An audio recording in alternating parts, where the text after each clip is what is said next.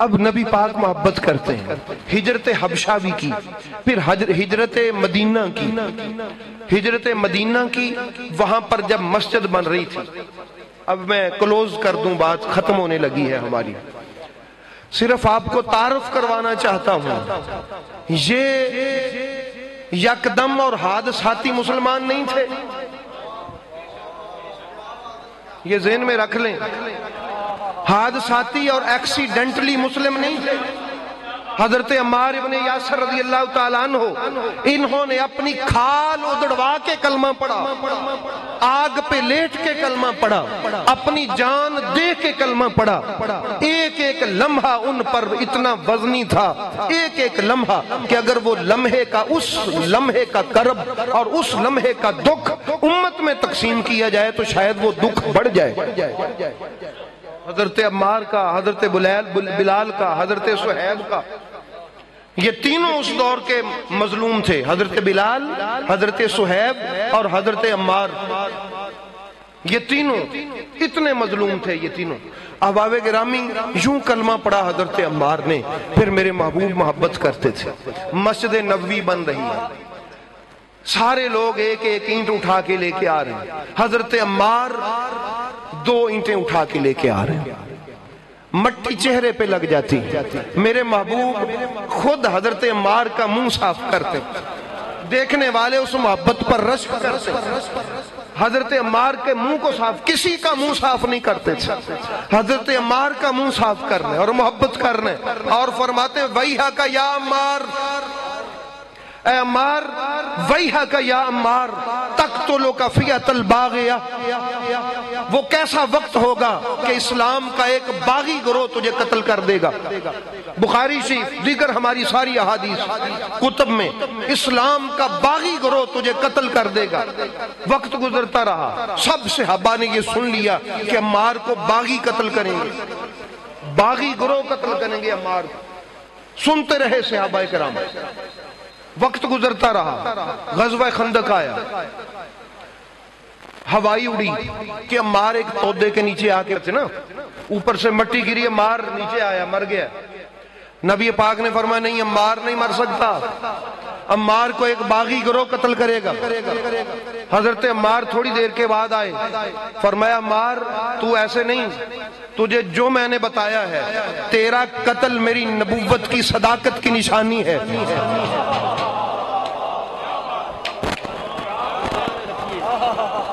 عمار کا قتل میرے نبی کی نبوت کی صداقت کا نشان ہے، میرا نبی سچا نبی ہے، میرے نبی کی بات سچے نبی کی بات ہے۔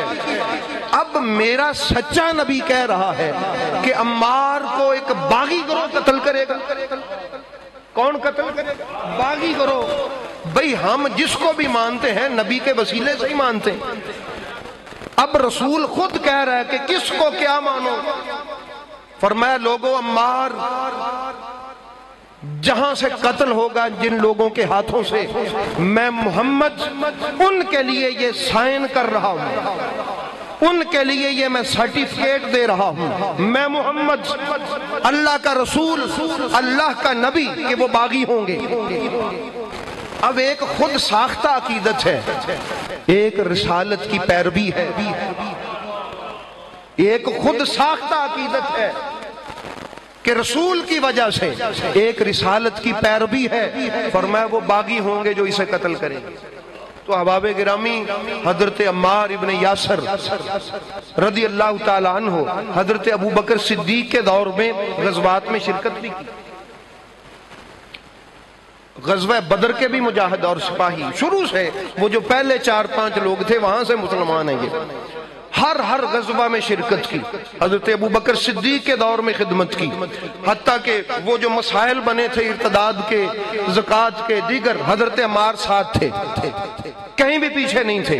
حضرت عمر کے دور میں ان کو کوفہ کی طرف بیت المال کی نگرانی پر امیر بھی مقرر کیا گیا، حضرت عمر کے دور میں، اور حضرت عثمان بن حنیف کو، عبداللہ ابن مسعود کو، حضرت عمار کو جناب عمر نے کوفہ والوں کو خط لکھا، فرمایا کوفہ والوں یہ وہ صحابی ہیں جو میرے نبی کے صحابہ میں عظیم ہیں۔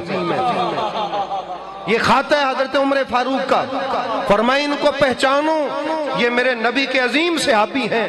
ایک کو میں نے بیت المال کا انچارج مقرر کیا ہے، ایک کو میں نے تمہارا جہاد کا امیر مقرر کیا یعنی حضرت عمار کو، اور عبداللہ ابن مسعود کو میں نے تمہارا معلم مقرر کیا ہے.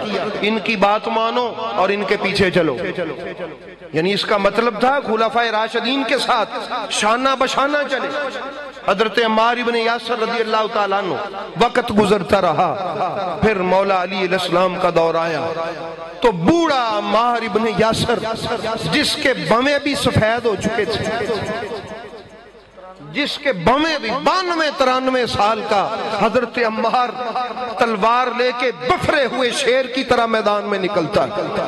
ایک دن جنگ کرتا ہے. واللہ با خدا احادیث اور روایات آپ پڑھ کے دیکھیں، لوگ کہتے ہیں ہم حیران تھے کبھی بوڑھے بھی ایسے لڑتے ہیں، کبھی بوڑھے بھی ایسے لڑتے ہیں جیسے ہم نے حضرت عمار کو لڑتے ہوئے. دوسرا دن بھی ایسے تھا. پھر جب تیسرا دن آیا، ضعف تھا، کمزوری تھی، اور آپ اعلان فرما رہے تھے لوگوں لڑو، علی حق ہے.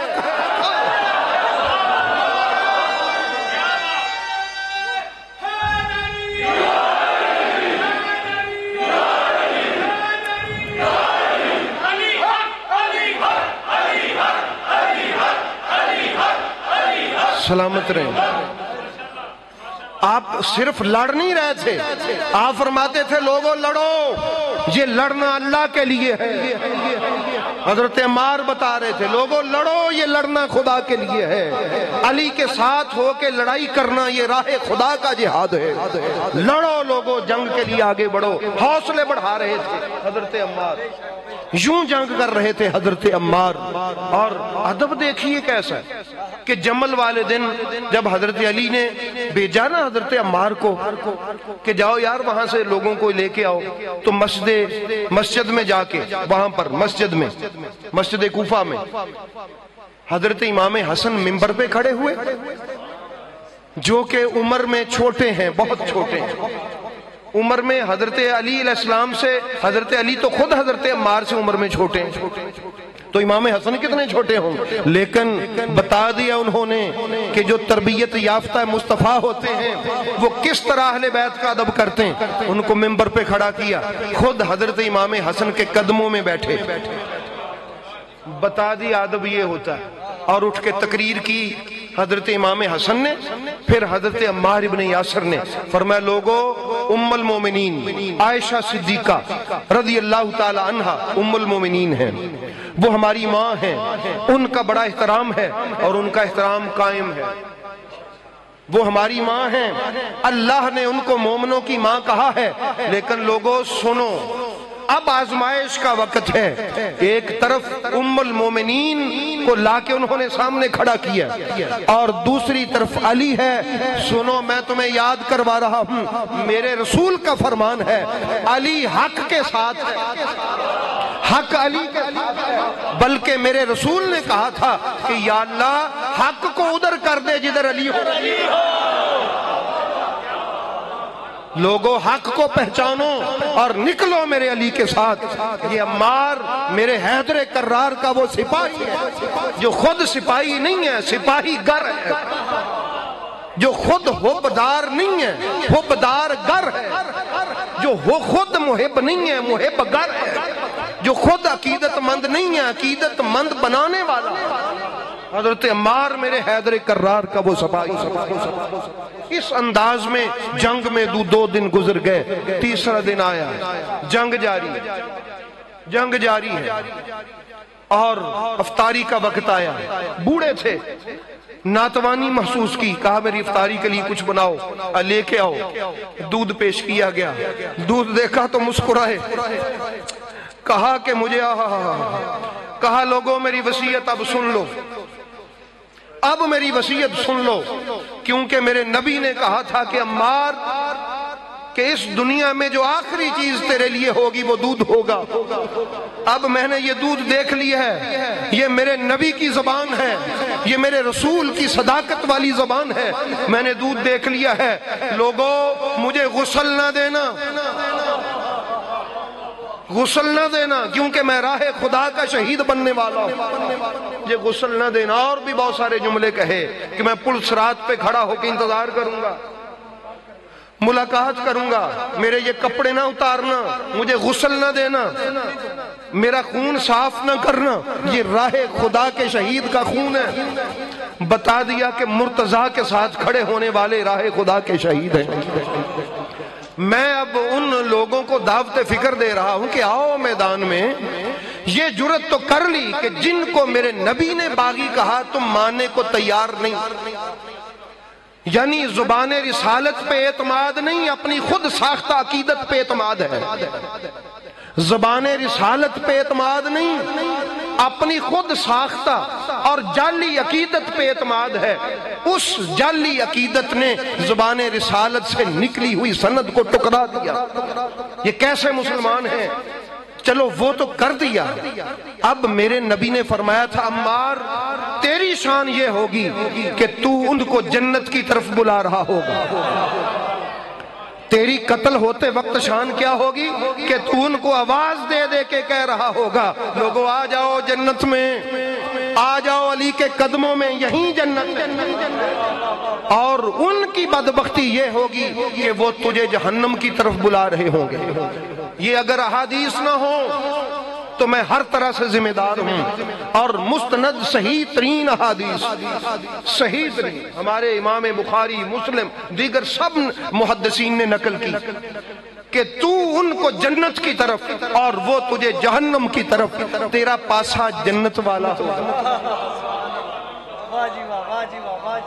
تیرا پاسا جنت والا ہوگا، تو ان کو جنت کی طرف بلا رہا ہوگا۔ میں کہتا ہوں کہ یہ جو لوگ خود ساختہ عقیدت رکھتے ہیں، دیکھیں میرے نبی کی مرضی اپنے کس مرید کے بارے میں کیا فیصلہ کرتے ہیں۔ فرمایا مار تیرا قاتل جہنمی ہے۔ ابو الغادیہ، علامہ صاحب کیا نام ہے اس کا؟ ابو الغادیہ ہے تو صحابی، لیکن میرا نبی خود کہہ رہا ہے کہ جہنمی ہے۔ نبی پہ لگاؤ نا بات، یہ کرو جرت اور کہو یا رسول اللہ ہمیں ایک عقیدت ہے، ہم نہیں کہنے دیں گے کہ یہ جہنمی ہے۔ میرے نبی نے فرمایا صحابی میرا ہے، تم کون سے رشتہ دار ہو؟ کہاں کی تمہاری نسبت ہے؟ نسبت میری ہے، میں چاہوں تو قائم رکھ کے جنتی رہنے دوں، چاہوں تو نسبت اٹھا کے جہنم کی طرف جانے۔ اس لیے احباب گرامی میں کہتا ہوں کہ آؤ نبی کی زبان پہ جرت کر کے کہو ابو الغادیہ جنتی ہے، میں آپ کی جرت کو سلام کرنے آؤں گا، اس کافرانہ جرت کو۔ کون سی جرت کو؟ کافرانہ جرت کو سلام کروں گا، اور سلام بھی وہ جو جاہلوں کو ہوتا ہے۔ کون سا سلام؟ اذا خاطبہم الجاہلون قالوا سلاما، وہ سلام پیش کروں گا اس کافرانہ جرت کو کہ کہو کہ ابو الغادیہ جنتی ہے، کیوں؟ میرے نبی نے کہا کہ وہ جہنمی ہے۔ وہ کون ہے؟ جہنمی ہے۔ تو اس لیے احباب گرامی آئیے دامن مرتضیٰ سے وابستہ ہو جائیں تاکہ بارگاہ مصطفیٰ کا ادب بھی مل سکے، بارگاہ مصطفیٰ کا ادب بھی مل سکے۔ یہ ہمارے محدثین نے فیصلے کر دیے ہیں، احادیث نقل کر کے بتا دیا ہے کہ لوگوں جنت کس سائٹ پہ ہے، تو جنت کے خریدار بنیں، جنت کے طلبدار بنیں، جنت کے راستے کے مسافر بنیں، جنت کے راستے کے آپ چلنے والے بنیں۔ اور وہ راستہ حضرت عمار ابن یاسر کا راستہ ہے۔ اور انہوں نے کیا کہا تھا؟ کہا تھا لوگوں اگر مجھے قتل کر کے سولی پہ لٹکا دیا حضرت عمار ابن یاسر سے کہا تھا تو میری لاش سے بھی آواز آئے گی علی حق ہے، علی کیا ہے؟ حق ہے۔ اور ادھر حضرت میسم نے کہا تھا کاٹ دو زبان، میری کٹی ہوئی زبان اور میرا صلیب پر لٹکا ہوا وجود بھی کہے گا علی حق ہے۔ یہی حضرت عمار نے کہا تھا۔ اس لیے احباب گرامی ان صحابہ کرام کی زندگی کی بھول پر چول کریں۔ یقین جانیے یہ جو صحابہ ہیں نا، ان کی زندگی پہ مواد ڈھونڈنا تو مصیبت بن جاتی ہے۔ بڑی بڑی تکلیفوں اور بڑی مشقتوں سے مواد ملتا ہے اور بڑا کم مواد ملتا ہے۔ چھپا دیا گیا، ڈیلیٹ کروا دیا گیا، بہا دیا گیا۔ ان کا قصور یہ تھا کہ یہ در مرتضیٰ کے فقیر تھے، لیکن یاد رکھ لیں وہ مواد بہانے والے، وہ ڈیلیٹ کروانے والے، ان پر خدا کی لعنت پڑی۔ اور عمار کا نام آج بھی عزتوں کے نشان کے ساتھ بلند ہے۔ حضرت عمار نے بتا دیا کہ لوگوں اگر زندگی پانا چاہتے ہو، اور یہ حضرت عمار ہی ہیں جن کے بارے میں جنت نے کہا تھا یا رسول اللہ عمار کب آئے گا، یا رسول اللہ عمار کب آئے گا، یا رسول اللہ سلمان کب آئے گا، یا رسول اللہ ابو ذر کب آئے گا۔ یہی وہ لوگ ہیں جن کی جنت مشتاق ہے۔ اس لیے احباب گرامی کبھی ان کی زندگیوں کا مطالعہ بھی کریں، کبھی ادھر ادھر سے نکلنے کی فرصت ہو تو یہ بھی وہ عظمت والے اصحاب مصطفیٰ ہیں جنہوں نے حق کو تکڑی پہ تول کے دکھایا ہے اور بتا دیا ہے، ادھر ادھر نہیں ہوئے کہ یہ حق ہے۔ یہ اس لیے احباب گرامی یہ جو مجمع ہے، یہ جو آپ تشریف فرما ہے، میں نہیں سمجھتا سارے ایک سوچ کے ہیں، سارے ایک خیال کے ہیں، سارے ہم مزاج ہیں۔ بڑے لوگ ہوتے ہیں جو صرف یہ ٹو نکالنے کے لیے آتے، وہ جی دیکھا جی پھر وہی بات کی، بھئی وہی بات نہیں کی، وہ بات کی جو میرے مصطفیٰ نے کی، اپنی کوئی بات نہیں کی میں نے۔ میرے نبی نے فرمایا عمار کو باغی کرو قتل کرے گا۔ جب پتہ چلا نا حضرت عمار کے قتل کا مخالفین کو تو وہ پریشان ہوئے کہ اب کیا بنے گا، اب تو ہم باغی ڈکلیئر ہو جائیں گے۔ آگے سے ان کے امیر نے کہا کہ نہیں یہ تو کوئی پریشانی والی بات نہیں، یہ لکھی ہوئی بات میں آپ کو عرض کر رہا ہوں، بالکل آن دی ریکارڈ، بالکل ایسے سورج کی طرح واضح۔ ان کا عمار کا قتل ہمارے ذمہ کب آئے گا؟ کہا جی وہ کس کے ذمہ آئے گا؟ علی کے۔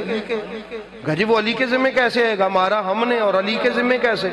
اور میں نے لایا تو علی تھا نا، نہ ہماری تلواروں کے سامنے پھینکتا، نہ ہمارے نیزوں کے سامنے کرتا تو نہ ہم مارتے، تو لانے والا قربان جاواں حضرت عبداللہ ابن عباس کو۔ بڑی دلیل پختہ تھی حضرت ابن عباس کی۔ فوراً پہنچے اس خیمے میں، جا کے کہا بھئی کیا دلیل پیش کی ہے آپ نے کہ علی لایا تھا؟ تو فرمایا اس حساب سے پھر حمزہ کے قاتل بھی نبی پاک ہیں، تیری ماں نہیں۔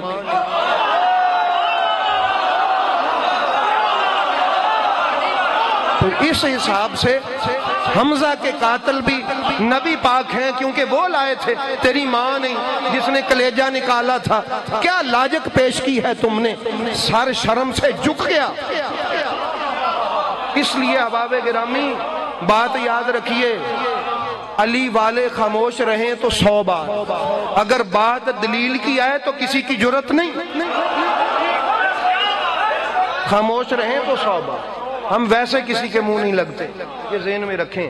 اور اللہ رب العالمین اپنے محبوب کا صدقہ بالآخر جہاں پہ بات ختم ہوتی ہے وہ یہ ہے کہ یہ صحابہ کرام جن کی عظمتیں خود میرے نبی نے ارشاد فرمائی، اور جنہوں نے حق کو تول کے دکھا دی، اور جنہوں نے کہا ہمارے جسم کے پرزے پرزے سے آواز آئے گی علی حق ہے۔